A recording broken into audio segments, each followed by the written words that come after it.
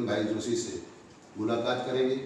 और सर अभी आपसे हम सबसे पहले सवाल ये पूछेंगे कि आप बहुत सारे जिलों में अलग अलग सत्ता पर पोस्ट पर काम किए, इसमें आपको नवसारी जिला सर कैसे लगा? नवसारी जिला छोटा और बहुत पीसफुल है, और यहाँ के लोग हैं वो भी पूरे कोऑपरेटिव है और काम करने के लिए एक बहुत अच्छा माहौल है। सर इसमें से कोई आप एक ऐसा गुण बताएंगे जो अलग दूसरे जिलों से थोड़ा अच्छा अलग लगता हो, जैसे यहाँ का हवामान, यहाँ के लोग, बहुत सारी चीज़ें ऐसी जो इस सबसे थोड़ी अलग हो? सामान्य मतलब आप जानते हैं कि यहाँ के लोग भी बहुत शांत प्रकृति के लोग हैं, तो उनकी रजूआत है वो एकदम डिसिप्लिन मैनर में होती है, और वो समझने की भी कोशिश कर रहे हैं कि कई बार कोई कायदे के अनुसार कोई काम नहीं होता है तो आप उनको समझाए तो वो समझ जाते हैं। तो खास तरीके यहाँ ठंडी भी कम रहती है, गर्मी भी कम रहती है, बारिश ज़्यादा होती है। इसी प्रकार से एटमॉस्फेयर और वर्किंग एटमॉस्फेयर दोनों काम करने के लिए बहुत बढ़िया डिस्ट्रिक्ट है। अभी सर देख रहे हैं कुछ दिनों से यहाँ जो एग्रीकल्चर खेती की ज़मीनें हैं वो बहुत धड़ल्ले से उसको नॉन एग्रीकल्चर किया जा रहा है। उससे भविष्य में जब हमारे खेती लायक ज़मीन बहुत कम हो जाएगी तो उससे पूरे देश पर लोगों के खाने पीने में अनाज की कमी होगी, उसके बारे में साहब आपकी राय क्या है? आप देख रहे हैं कि ज़्यादातर डेवलपमेंट जो हो रहा है उसकी वजह से लोग इंडस्ट्रीज की तरफ, ये नवसारी डिस्ट्रिक्ट है वो प्योरली एग्रीकल्चर बेस्ड डिस्ट्रिक्ट रहा है। आज तक यहाँ एग्रीकल्चर पे ज़्यादा लोग निभाव कर रहे हैं, लेकिन एक साल के अंदर आप जो बोल रहे हैं कि हमारे पड़ोस के डिस्ट्रिक्ट है सूरत, वहाँ से इंडस्ट्रीज है, वहाँ सेचुरेशन आ गया है, तो वो जगह के लिए और दूसरे इंडस्ट्रियल पॉइंट ऑफ व्यू से भी ये लोग धीरे धीरे आगे बढ़ रहे हैं। तो हमारी एक साइड वलसाड़ है वो भी जीआईडीसी और इंडस्ट्रीज बेस है, सूरत डिस्ट्रिक्ट है वो भी इंडस्ट्रियल बेस है, तो वहाँ दोनों की तरफ से धीरे धीरे ये इंडस्ट्रीज आगे बढ़ रही है। तो ये हमारी डिस्ट्रिक्ट की तरफ भी आगे बढ़ रही है, लेकिन इतना भी नहीं है, इतना तेज भी नहीं है कि जहाँ एग्रीकल्चरल एक्टिविटी बंद हो जाए। लेकिन कई दौर पे आप सोचा जाए तो ये इंडस्ट्रीज आना भी डेवलपमेंट के लिए ज़रूरी है। तो अभी तो बैलेंस बना रहा है, ऐसा सिचुएशन नहीं आ गया है कि हमारे वहाँ एग्रीकल्चर की लैंड बहुत कम हो गई है।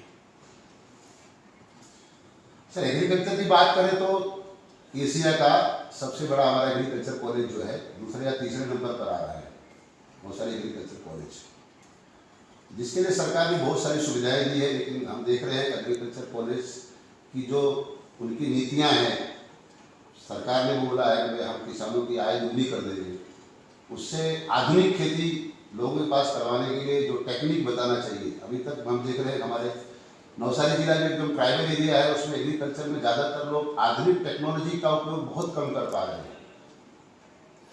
हैं। सरकार की ओर से एग्रीकल्चर यूनिवर्सिटी को पूरा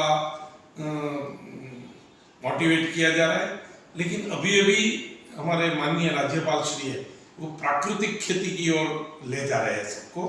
तो उनके लिए भी हर गांव में 75 खेडूत फार्मर्स को हम तैयार कर रहे हैं कि वो प्राकृतिक खेती का बढ़ाए। तो इससे जो हमारा ओरिजिनलिटी है देश की और हमारे राज्य की वो बरकरार रहे और इसके साथ खेती का भी बढ़ावा हो। तो उसी प्रकार से प्राकृतिक खेती की ओर हम आगे बढ़ रहे हैं, और प्राकृतिक खेती में हमने करीबन 30 से 40 गांवों में तो शिविर कर लिए डिस्ट्रिक्ट एग्रीकल्चर ऑफिसर ने, और हर गांव में वो 75 फार्मर्स का एक लिस्ट बना के देंगे। उनकी अलग अलग आत्मा प्रोजेक्ट तो तालीम भी हो रही है। तो मुझे नहीं लग रहा है कि इतना बढ़ावा नहीं है, लेकिन कहीं थोड़ी स्पीड कम होगी, वो आगे के दिनों में हम डिस्ट्रिक्ट एडमिनिस्ट्रेशन के दौर पर उनको एक्सेलरेट करने के लिए पूरी टीम काम करेगी। सर हमारा नवसारी जिला जो है ट्राइबल जिले के रूप में माना जाता है, वैसे भी थोड़ा बहुत विकास हुआ है, लेकिन ज़्यादातर जैसे आपका नड़देवी है, चिखली है, वांसदा है, खेरगांव है, ये सब अभी भी आदिवासी लोगों का वहाँ ज़्यादा विकास है, आदिवासी लोग ज़्यादा है। सरकार उनके लिए बहुत सारी योजनाएं चला रही है, लेकिन मैंने जहाँ तक देखा है, मैंने RTI के थ्रू भी वहाँ देखा है कि वहाँ जो सरकार की नीतियों के हिसाब से जो पैसे आ रहे हैं वो ज़मीन तक पहुँच नहीं पाते, या उनको जो प्राथमिक सुविधाएं मिल जाती है सीधे आप उससे संलग्न नहीं। लेकिन 80% लोग आज भी लोग गाँव में रहते हैं। वहाँ गाँव के अंदर सरकार की नीतियाँ, जैसे अभी हमने एक बार देखा तो GPSC के लिए सरकार ने स्पेशल कोच चलाया, पैसे दिए, लेकिन हकीकत तो जमीन पर नहीं पहुँचता। हमने देखा सिलाई मशीन के लिए सरकार ने इतने ही सारे पैसे वहाँ दिए, ट्राइबल इलाके में, वांसदा में करोड़ों रुपये सरकार दे रही है, लेकिन मैं जब खुद जाकर के देखा तो वहाँ वो चीज़ें जमीन तक नहीं पहुँच पाती, लोगों के पास नहीं पहुँच पाती। और आप अगर डॉक्यूमेंट्री देखने जाओगे बहुत बड़ा विकास हुआ है, लेकिन अगर आप जमीन के हद पर जाओगे तो वहाँ बिल्कुल ही आपको 5 से 10% नहीं मिलेगा। सरकार का एक परिपत्र है कि सबसे पहले उनको जो हम सिखाते हैं उसके पहले उनको एक मार्केट भी दो। मार्केट न होने की वजह से जो भी सरकार यहाँ सिखा रही है, लोगों के पीछे पैसे खर्चा कर रही है, चाहे वो किसानों के लिए हो, चाहे आदिवासियों के लिए हो, चाहे उनको तालीम व्यवस्था हो, डेवलपमेंट की बात करें, स्किल की बात करें, वो सब वो पहुँच नहीं पाता। उसका मेन जो हमें पता लगा कि उसके अंदर हम उनको मार्केट नहीं दे पा रहे। मार्केट न होने की वजह से बहुत सारी तकलीफें हैं। तो उसमें सर आपकी खुद की आप जो बता रहे हैं, सरकार का रवैया तो ट्रांसपेरेंसी है, और वो गरीब कल्याण मेला के थ्रू सब बेनिफिशियरी को बुला के 1 to 1 दे रहे हैं।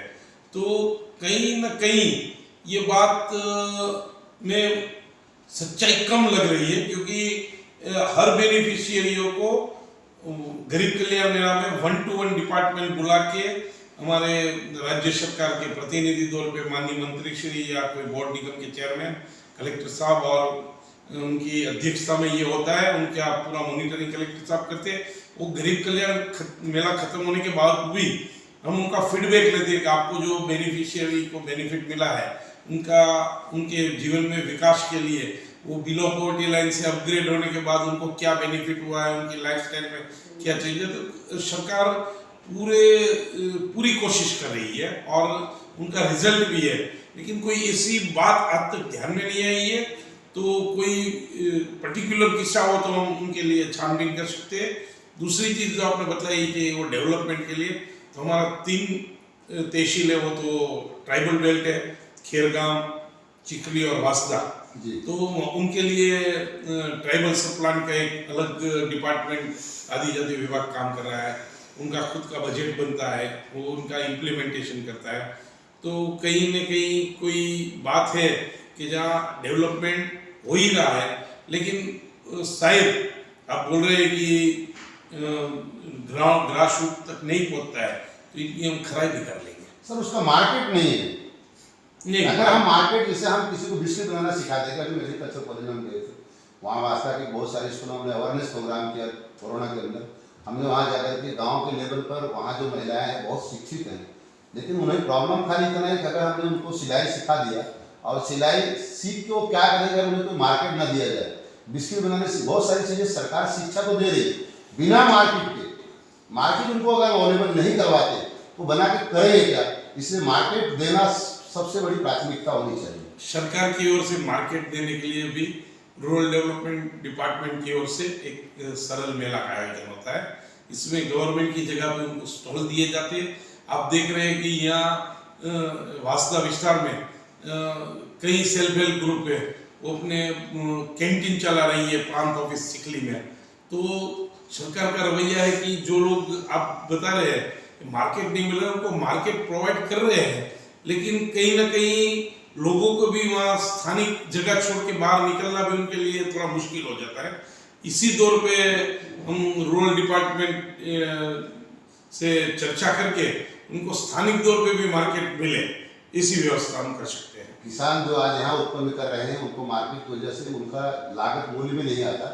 अभी 1 साल पहले आपने मीडिया में भी देखा होगा कि चीकू वगैरह जो भी है उनको उनके जो लागत मूल्य वो भी नहीं मिले, तो उन्होंने रोड पर फेंक दिया। तो अगर वो चीज़ों को सरकार आपकी तरफ से अगर वहीं कोई मार्केट मिले अगर उसका कोई अलग भी प्रोडक्ट हम बनाकर बेचे तो मैं ऐसा मानता हूं कि हमारे नवसारी जिले का बहुत बड़ा विकास हो सकता है। नहीं, सही बात है, लेकिन जो चीकू की प्रोडक्ट है वहाँ तो यहाँ से एक्सपोर्ट हो रही है, जो अच्छी अच्छी प्रोडक्ट है उनकी एक्सपोर्ट हो रही। कहीं ना कहीं इसमें भी जो आप मूल्य की बात करें तो मूल्य बढ़ोतरी के लिए भी मूल्य बढ़ोतरी के लिए एग्रीकल्चर डिपार्टमेंट जो वो प्रोडक्ट वैल्यू ऐड करने के लिए भी अलग अलग सेमिनार कर रहे हैं, उनके पीछे भी सरकार पूरा बजट तय करके खर्च कर रही है। तो ऐसा लग रहा है कि मूल्य बढ़ोतरी तो होती है, लेकिन विद एक्सपेक्टेशन जो होता है वैसा उसमें नहीं होती होगी, तो उनके लिए भी हम पूरी कोशिश करेंगे। सर अभी एक सवाल हमारा बहुत सारी जगहों पे मैं वो जगह पूछा हूँ, वो गरीबों को जो हमारे यहाँ मजदूर वर्ग हैं, सिक्योरिटी हैं, कंप्यूटर ऑपरेटर हैं, ड्राइवर हैं, इन सबको मिनिमम बेस जो सरकार ने नक्की किया लघुत्तम मासिक वेतन 1948, उसके साथ ही सरकार की एक बहुत बढ़िया योजना है ESIC, जिसको हम कर्मचारी राज्य बीमा निगम भी बोलते हैं, उसकी सुविधा बिल्कुल नहीवत है।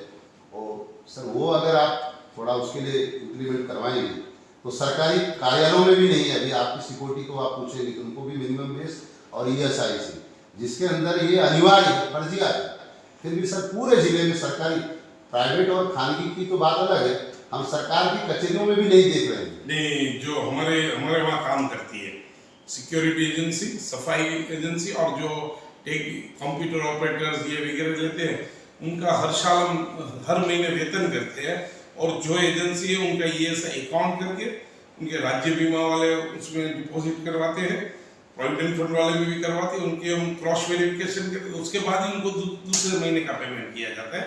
तो कहीं पे ये बात आपकी ध्यान पे शायद नहीं आई होगी, तो हमारे पास तो रिकॉर्ड पे भी उपलब्ध है कि हर कर्मचारी जो काम कर रहा है गवर्नमेंट ऑफिस, ये कलेक्टर ऑफिस है, प्रांत ऑफिस है, कोई भी सरकारी कचहरी में काम करते हैं, वो एजेंसी को कंपलसरी है, उनका ये टेक्निकल क्वालिफिकेशन का पहला माध्यम है, अगर वो नहीं करती है तो उनको इंटेक्ट ही नहीं है।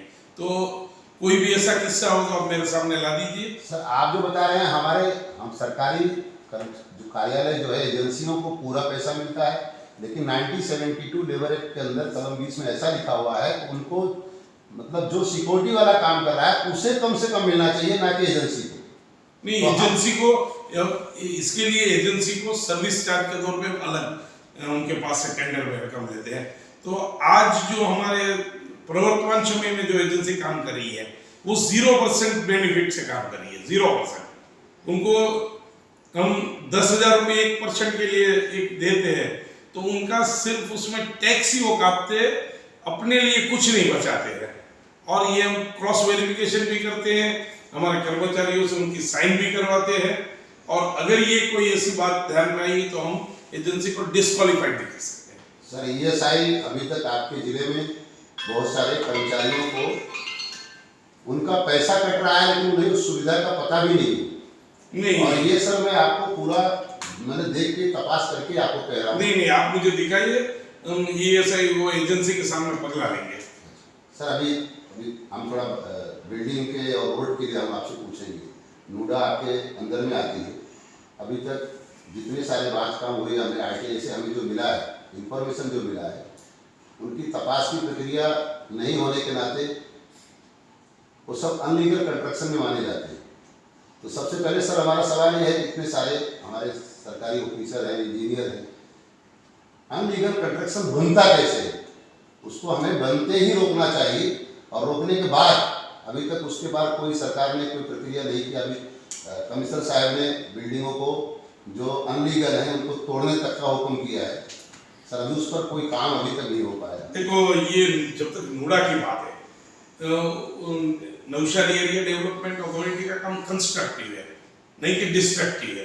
जो लोग इलीगल कंस्ट्रक्शन करें उनको नोटिस दे रहे हैं, उनको काम बंद करने के लिए हमारे junior town planning officer, senior town officer site visit लेते हैं, हर रोज 2-3 कंप्लेन आती है। लेकिन जो लोग इलीगल कंस्ट्रक्शन करते हैं उनकी न तो बिल्डिंग बेची जाएगी, न तो उनकी सेल की जाएगी। तो लोगों को अवेयरनेस बढ़ाना है, और नौशारी एरिया डेवलपमेंट नूडा का काम है शहर का विकास करना।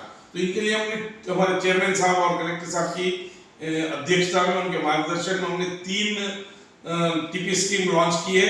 उनके लिए ऑनर्स मीटिंग भी हो गई है, उनके कोई वांदा शुक्र है वो भी मंगवा लिया है और वो ड्राफ्ट टीपी करके हम सरकार में भी सबमिट करने वाले हैं। तो अगले दिनों में जो टीपी पड़ जाएगी, इसके बाद जो का रोड, रास्ता, बेसिक इंफ्रास्ट्रक्चर रहेगा आपके लिए, तो वो 3 साल के बाद आपको नौशारी में उनका असर भी दिखा जाएगा। लेकिन 1-2% तो लोग होते हैं कि जो इलीगल काम करते हैं, तो उनके लिए सख्त कार्यवाही की जाएगी। आपने देखा होगा कि बीच में रास्ता बंद हुआ था, तो हमने एक मंदिर का भी, तो धार्मिक संस्था से उनका जुड़ाव था, तो भी कोई किसी का रास्ता बंद न हो जाए, उसी हिसाब से हमने उनको भी डिमोलिश किया था। और आगे के दिनों में ऐसा कोई कंस्ट्रक्शन ध्यान में आएगा कि लोगों को जनसमूह को उनकी बाधा आ रही है, उनके लिए भी सख्त से सख्त कार्यवाही की जाएगी। सर, सबसे सवाल हर पब्लिक से जुड़ा हुआ है, सभी नागरिक से जुड़ा हुआ है। नवसारी जिले में अभी सरकार की तरफ से नल से जल संचय योजना चालू की है। आप उससे सीधे नहीं जुड़े, लेकिन एज ए अधिक कलेक्टर आपका भी एक समाहर्ता के रूप में आपका एक सरकार ने सत्ता दिया है। यहाँ पीने योग्य पानी भी नागरिकों को नहीं मिल रहा है, सब पानी खरीद कर पी रहे हैं। नल से जल कार्यक्रम के अंतर्गत हमने नवसारी जिले के 387 विलेज में 100% अचीव कर लिया है। और उनकी क्वालिटी के लिए हमारे एक सरकार ने टीम बना रखी है और टीम के दौर पे वो अभी उनकी कार्यवाही चालू है। और जो पूरा रूरल विस्तार आता है, तो जिला विकास अधिकारी साहब की अध्यक्षता में उसने पूरी तालुका विकास अधिकारी थ्रू उनका चेकिंग करवाया है। और लास्ट संकलन बैठक में कलेक्टर साहब ने, जो समर नजदीक आ रहा है, ये टाइम समर का, तो उसमें पानी की तंगी होने की शक्यता आ रही है, तो उसके नजर में रखते हुए किसी भी गांव में पानी नहीं मिलता है तो उनको 15 दिन में रिपोर्ट करने के लिए बोला है। और ऐसी कोई कार्यवाही होगी तो सरकार अवश्य उनके गांव तक पानी पहुंचाने की जिम्मेदारी जो सरकार ने ली है, हम पूरी उत्तरदायित्व उनके बारे में निभाएंगे। सर, अगर हम डेवलपमेंट की बात करें तो हमारे नवसारी जिले में, चाहे वो ग्रामीण विस्तार हो, शहर विस्तार हो, आज भी 10 से 12 माह की बिल्डिंग बन रही है और बड़ी भी होनी चाहिए। इसके साथ सब आपके साथ सम्मत होंगे। लेकिन सर, अगर उनको फायर सेफ्टी के लिए हमारे पास 4 माह से ज़्यादा फायर फाइटर नहीं है, और ये पूरे नवसारी जिले में अगर हो तो ठीक है। अगर हमें किसी ग्राम नवसड़ में हो जाए तो साहब आगे बगल के जिले में सूरत के नज़दीक और यहाँ कोई है नहीं, तो मैं ऐसा मानता हूँ सर, फायर फाइटर जितने माह की बिल्डिंग की हम परमिशन दे रहे हैं, चाहे वो मुंडा दे, चाहे नगर पालिका दे, ग्राम पंचायत में बने और बने, तो उसके लिए सारे फायर फाइटर भी नहीं है, तो उसके लिए आपका क्या सब विचार है सर? आपकी बात सही है। आने वाले दिनों में हम गुजरात अर्बन फाइनेंस बोर्ड से और जो नूडा की जो जब स्ट्रेंथ बढ़ेगी तो उनका भी कोई सोर्स ऑफ इनकम है नूडा का, उसी माध्यम से ये बारे में विचार करके ये फैसिलिटी मिल जाए, इनके लिए हम पूरा प्रयास करेंगे। सर, एक शिक्षा से सवाल है। अभी बहुत सारी बिल्डिंगें हमारी, चाहे ग्राम विस्तार में हो, शहर विस्तार में, बहुत ही पुरानी और टूट रही है। उसके लिए सरकार ने कोई अभी फिलहाल नए बजट में कुछ ज़्यादा प्रावधान नहीं किया है, तो एज ए डिस्ट्रिक्ट के आप हेड होने के नाते उनके लिए आपके पास क्या व्यवस्था है? अभी नवसारी जिले में करीबन 36 बिल्डिंग को गिराने के साथ साथ उनको नया बिल्डिंग बनाने का भी बजट में प्रोविजन हो गया है। उसमें जो कंडम बिल्डिंग है उनकी यादी हम देखते हैं और उनका तांत्रिक सर्वे होता है कि हमारे हिसाब से मुझे लगता है कि गिर जाएगी, लेकिन technical point of view aspect से वो तलाश करने के बाद ही उनका पता चलता है। तो जो रिनोवेट करने के लायक होती है उनको रिनोवेट करते हैं, और जो टेक्निकल दौर पे ऐसा लगता है कि ये कंडम हो गई है तो उनको गिरा के सरकार पूरी प्रोविजन कर रहे हैं। और इसी विषय में कोई संदेह ही नहीं है कि जितना बजट मांगते हैं डिस्ट्रिक्ट से उतना मिल जाता है। सर, अभी हम दूसरा एक सवाल हमारे पास अनाज को लेकर है। सरकार भी बजट में भी कहा कि 1 साल तक हम अनाज देंगे गरीबों को। उसके लिए हमारे यहाँ एक बहुत बड़ी सुविधा जिला पुरवठाधिकारी से लेकर प्रांत अधिकारी, मामलतदार श्री, बहुत बड़ी हमारे पास एक पूरा टीम, एक फौज अगर आप कह सकते हैं।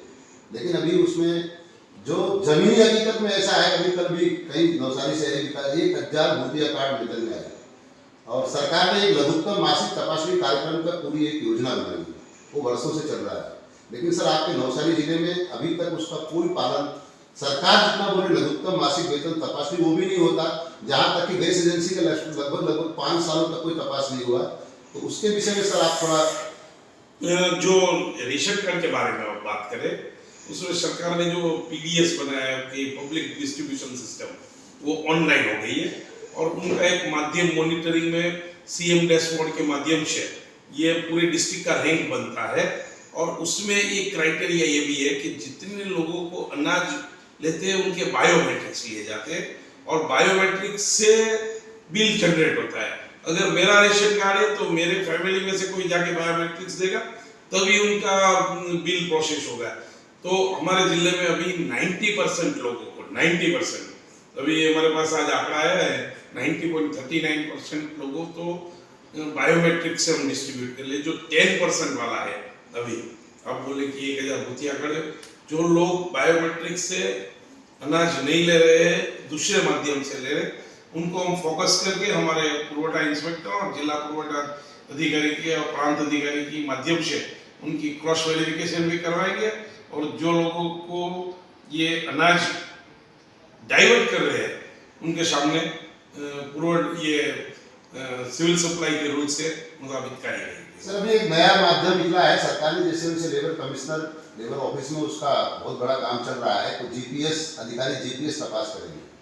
अगर वो सर आप लगाएंगे नवसारी जिले में, जिसमें ज़्यादा कोई खर्चा नहीं, सबके पास है ही नहीं, तो उससे पता चलेगा कि हमारे अधिकारी तपास कर रहे हैं कि ऑफिस में बैठ के तपास कर रहे हैं। मैं खुद जाकर के तपास किया हूँ। उसमें एक आता है क्रॉस वेरिफिकेशन। यस, एक्चुअली होता क्या है, क्रॉस वेरिफिकेशन में जाकर के सीधा घरों में देखना चाहिए, उनके यहाँ से लेकर के पूछना चाहिए कि भाई आपको मिला या नहीं मिला। लेकिन हकीकत में ये होता है कि हम दुकान में जो लोग आते हैं हम उन्हीं का वेरिफिकेशन करते हैं। नहीं, आपकी जो बात है ना कि कोई कंप्लेन आएगी तो हाउस टू हाउस जाके भी तपास हो सकती है, लेकिन बेसिकली इतना लगना चाहिए क्योंकि हमारे जिले में करीबन 2 लाख से ज़्यादा 13 लाख से ज़्यादा पॉपुलेशन है, 2,87,000 से ज़्यादा रेशन कार्ड है। तो उनके हर पर्सन को 1-to-1 क्रॉस वेरिफिकेशन में भेजना वो एडमिनिस्ट्रेटिव तौर पे भी शक्य नहीं है और मुनासिब भी नहीं है। जो कंप्लेन जहाँ ज़्यादा आ रही है, जहाँ लोग मिल नहीं रहा है, उसी के हिसाब से क्रॉस वेरिफिकेशन में सर सिर्फ 10, आप जिस दुकान में तपास करेंगे उस एरिया के सिर्फ 10 जगह तब 10 घर तपास करेंगे। टोटल 100% उसमें लिखा भी नहीं, खाली हम 10 घर पे जाकर के तपास करेंगे वेरिफिकेशन, क्रॉस वेरिफिकेशन में। कलम 32 में ऐसा लिखा है आपको 10। सही बात है, आपकी बात सही है, लेकिन जो लोग बायोमेट्रिक से नहीं दे रहे हैं उनके लिए ये चुस्त पालन हो वो हम इंश्योर करेंगे। सर सुरक्षा विभाग का एक सवाल हम पूछना चाहेंगे आपसे कि आज गुजरात में दारूबंदी है, लेकिन अभी तक पिछले कितने सालों से अभी कोई भी ऐसी दुकान जो परमानेंट बंद हो गई हो, सबसे पहले वो बंद नहीं होती। दूसरा सवाल ये है कभी आज हमारे जो सुरक्षा कर्मी हैं, चाहे वो होमगार्ड में काम कर रहे हो या छोटे मोटे कांस्टेबल हैं, कॉन्ट्रैक्ट पद्धति पे काम कर रहे हैं, उनको सरकार की तरफ से जो ईएसआई सरकार की जो सुविधा मिलनी चाहिए वो भी नहीं मिलती। और सबसे बड़ा सवाल हमारे पास अभी आया है कि हमारे यहाँ आज लेडीज़ महिलाएं बहुत ज़्यादा सर होमगार्ड में काम कर रही हैं। उनको हम रोड पर काम करने की लत तो देते हैं, लेकिन सर उनके लिए प्राथमिक सुविधा जैसे कोई शौचालय रोड पर नहीं है। तो उसके लिए सर मेरे विशेष आपसे रिक्वेस्ट होगी। ये सुरक्षा की बात है, हमारे एसपी साहब देख रहे हैं, लेकिन आपकी सूचना के अनुसार हम ये कोऑर्डिनेशन मीटिंग में ध्यान में लेंगे। कई बार मैंने देखा जाकर के लेडीज जहाँ काम करती है वहाँ 4 रास्ते में इतनी सारी लेडीज होती हैं, उनके अगल बगल में कोई अगर जाहिर शौचालय अगर हो या इमरजेंसी हो तो दिन में या रात में बहुत प्रॉब्लम करती है। उसके लिए हमने कई बार लेटर भी लिखा। सामान्य तौर पे जो सिक्योरिटी की बात है वो दिन के टाइम में ज़्यादा रहता है, महिलाओं को रात की ड्यूटी बहुत कम आती है और जहाँ रखते हैं उनके लिए ये सुविधा भी उपलब्ध हमारे सुरक्षा विभाग जो के हेड है सुप्रीटेंडेंट ऑफ पुलिस साहब, तो पूरी उनका लिए इंश्योर करते ही होंगे। लेकिन ये विषय में पूरा हमारा पुलिस विभाग देख रहा है, तो इसके बारे में टिप्पणी करना योग्य नहीं है। सर उसमें टिप्पणी नहीं, हम तो आपसे कह रहे हैं वो सुविधा वहाँ आनी चाहिए। नहीं, वो एसपी साहब इंश्योर कर लेंगे।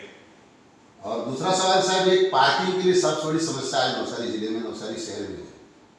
आप कहीं भी जाकर के, आप खुद जाकर के कहीं गाड़ी खड़ी करके आप कोई सामान नहीं ले सकते।